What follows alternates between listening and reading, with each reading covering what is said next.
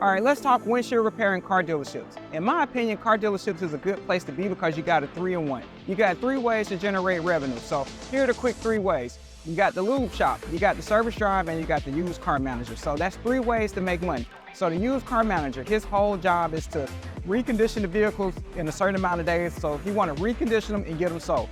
You got the service advisor. They're there advising people bringing their vehicle in for service. So they have to inspect every windshield as they come in. So it's an easy way for them to pitch you and your services.